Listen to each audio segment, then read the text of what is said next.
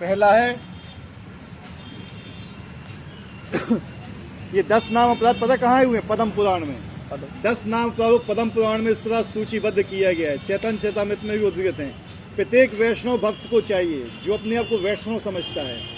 वैष्णव कौन होता है पता है? जो भगवान के नाम का जाप करता है। ठीक है, जो भगवान के नाम का जाप करता है उसको वैष्णव मानना चाहिए, लेकिन अपने आप को खुद को वैष्णव नहीं मानना चाहिए, पता है?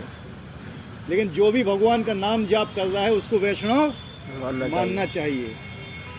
तो वैष्णव को चाहिए कि इन 10 प्रकार के अपराधों से सदा बचकर रहे, ताकि श्री कृष्ण के चरण कमलों में प्रेम शीघ्र अतिशय प्राप्त हो, जो मनुष्य जीवन का परम लक्ष्य है। हमारा परम लक्ष्य क्या है? भगवान से प्रेम करना। तो पहला क्या है?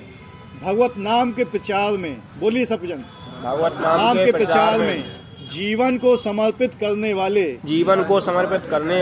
महाभागवतों की निंदा करना। महाभागवतों की निंदा करना। इसका मतलब जो है, जिन लोगों ने अपने जीवन को समर्पित कर दिया भगवान के नाम को फैलाने के लिए, अगर हम उसकी निंदा करते हैं तो हम भक्ति में आगे नहीं बढ़ पाएंगे। पहला पॉइंट।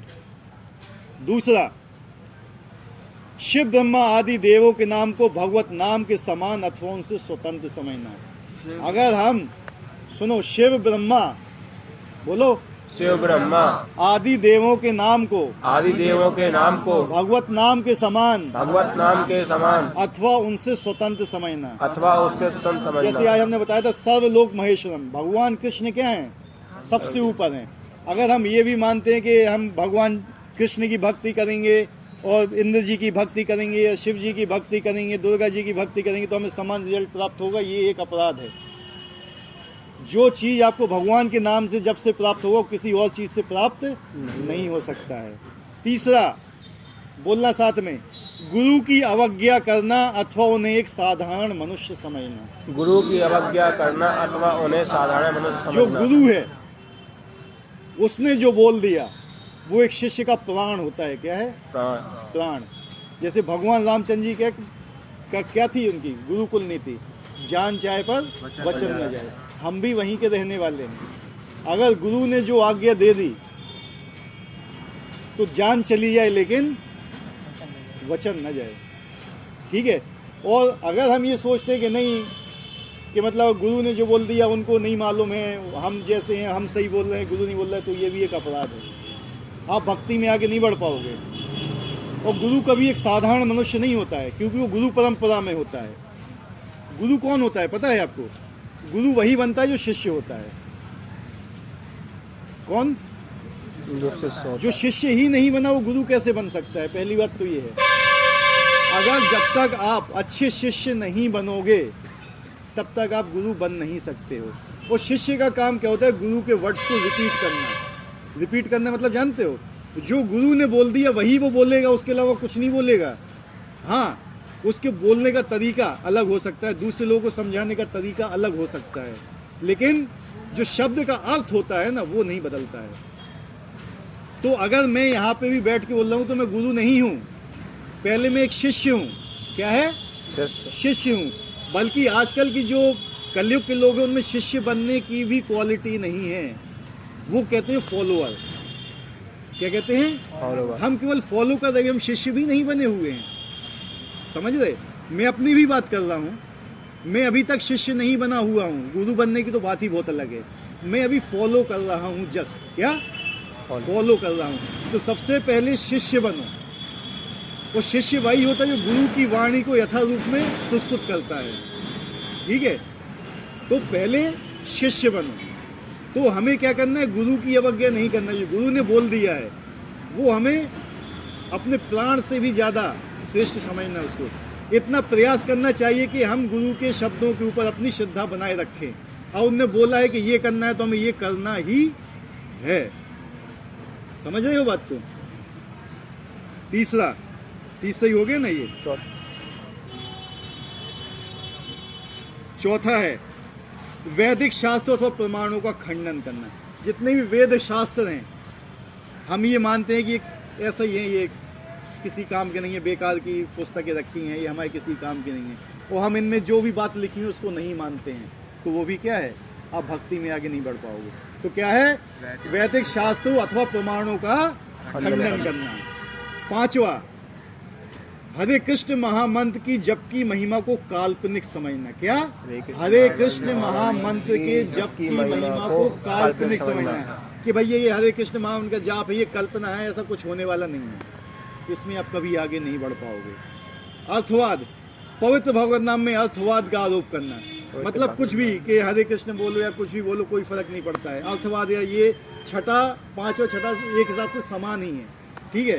सातवां, नाम के बल पर पाप करना, सबसे खतरनाक है ये। आप भगवान का नाम जाप कर रहे हो, क्या है? भगवान का नाम जाप कर रहे हो, आप गलत काम कर रहे हो नाम के बल पर, कि लोग, मैं भगवान का नाम जाप कर रहा हूं तो लोग मुझे गलत नहीं समझेंगे, लेकिन मैं गलत कर रहा हूं। ये इतना खतरनाक अपराध है ना, ये भक्ति की लता होती है ना, भक्ति के बीच को उखाड़ के फेंक देता है, भक्ति नष्ट हो जाती है। मतलब दिखावा, मतलब वही है दिखावा।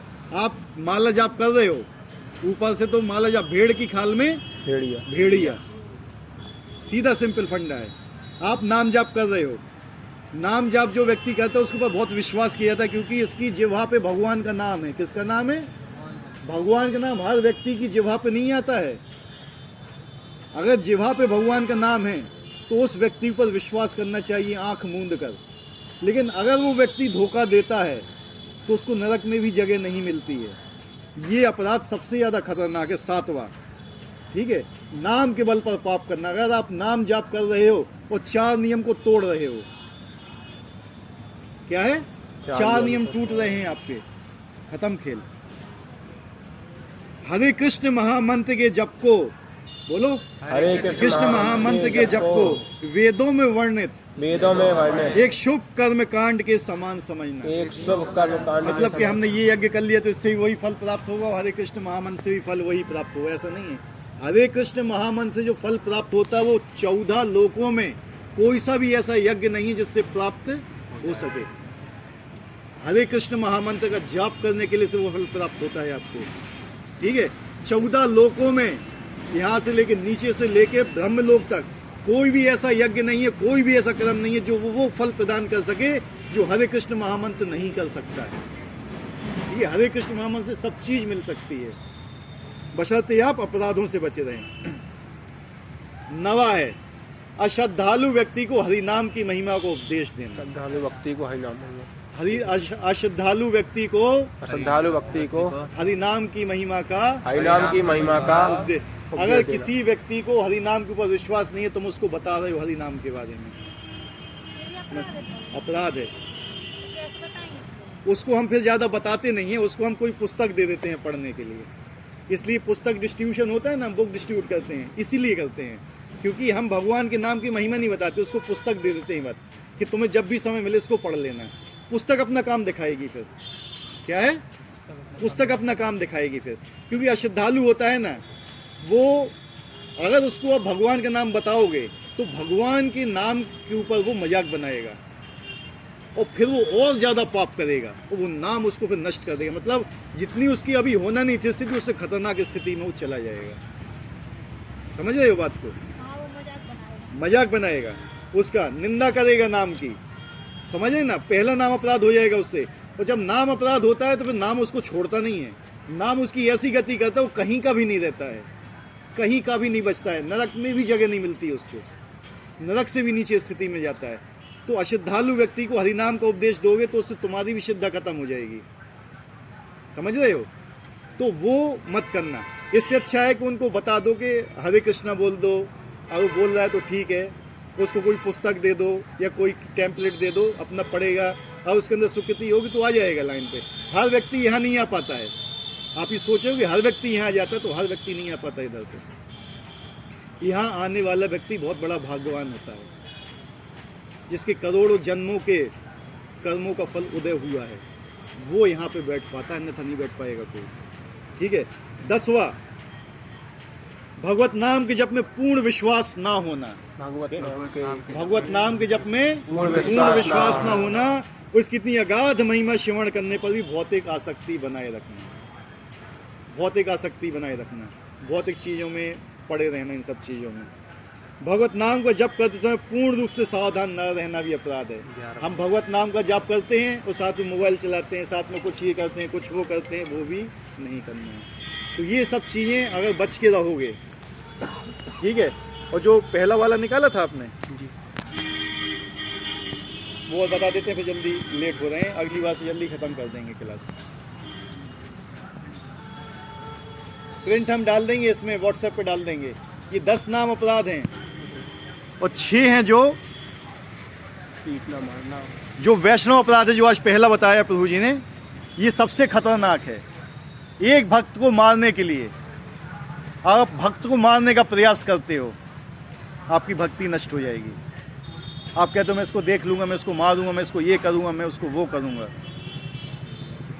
आप नहीं रह पाओगे। नाम आपको बर्बाद कर देगा। भगवान का नाम आपका दुश्मन हो जाएगा। अभी आप नाम से प्रार्थना कर रहे हो रक्षा के लिए ना, नाम आपको बर्बाद कर देगा। वो नाम से बड़ी कोई शक्ति नहीं है, भगवान से बड़ा भगवान का नाम है, ठीक है। अगर आप नाम का अपराध करते हो, भगवान भी आपकी रक्षा नहीं कर पाएंगे, ठीक है। आप अब ये सोच लोगे भगवान भी रक्षा करेंगे, तो नहीं करेंगे वो। दूसरा, एक भक्त की निंदा करने का प्रयास करना। एक भक्त ने अपना पूरा जीवन समर्पित कर दिया लोगों को सही राह पे लाने के लिए।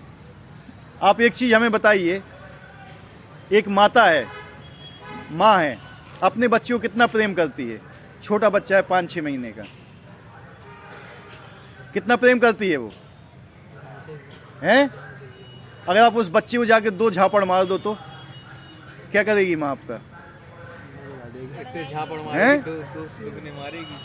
समझ गए बात ना। अगर आप उसको चॉकलेट दोगे तो बहुत अच्छा, खुश होगी। जितने भी भक्त हैं ना, भगवान की संतान के समान हैं, समझ रहे। अगर आप उनका वो करोगे ना, तो भगवान आपको कभी नहीं छोड़ने वाले। आप ये सोचोगे आप भक्त की निंदा करने के बाद स्वतंत्र होकर नाम जाप कर सकते हो, कभी नहीं कर पाओगे आप। आपको नाम जाप भी करोगे ना, तो वही चीज़ याद आएगी आपको, वो आपको आगे ही नहीं बढ़ने देगा, अटका देगा वहीं पे। जितने भी आप नाम जाप कर लेना, नाम जाप में आगे बढ़ते ना, वो चीज़ आपको अटका देगी वहाँ पे, वो चीज़ आपको बार बार याद आएगी, ठीक है। भक्त से ईर्ष्या करना। ईर्ष्या मतलब क्या होता है? द्वेष, जलना, उसकी उन्नति से जलना, किसी चीज़ से जलना, ठीक है। किसी भक्त पर गुस्सा करना। भक्त पर गुस्सा भी नहीं किया जाता है, आप उससे क्रोध में बात कर रहे हो, नहीं। किसी भक्त को सम्मान देने में असफल होना है। जब भी कोई भक्त आता है उसको सम्मान तो एक चींटी को भी करना चाहिए, ठीक है। सम्मान एक चींटी का भी करना चाहिए, लेकिन हम भक्तों का भी सम्मान नहीं करते हैं। जिनने अपना पूरा जीवन भगवान की सेवा में लगा दिया, तुम उनको जाके उल्टा सीधा बोल रहे हो, सम्मान नहीं कर रहे हो। अगर वो सामने आए तो आप उनको प्रणाम भी नहीं कर रहे हो, समझ रहे। तो ये भी एक अपराध है। और छठा, भक्त को देखकर खुशी का न होने का। ना सम्मान भी नहीं कर रहे तो कम से कम प्रणाम तो करो, खुशी के तो एक मुस्कुराहट तो लेके आओ उनके सामने, इतना भी करना चाहिए, ठीक है। तो ये 6 चीज़ें हैं।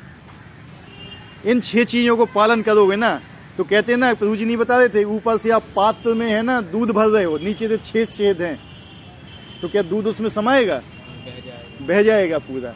पहले अच्छा है कि इन छेदों को बंद करो, फिर दूध डालो, फिर उसमें दूध डालो, तो पात्र बनो। पात्र मतलब क्या होता है? बर्तन बनो बिना छिद्र के।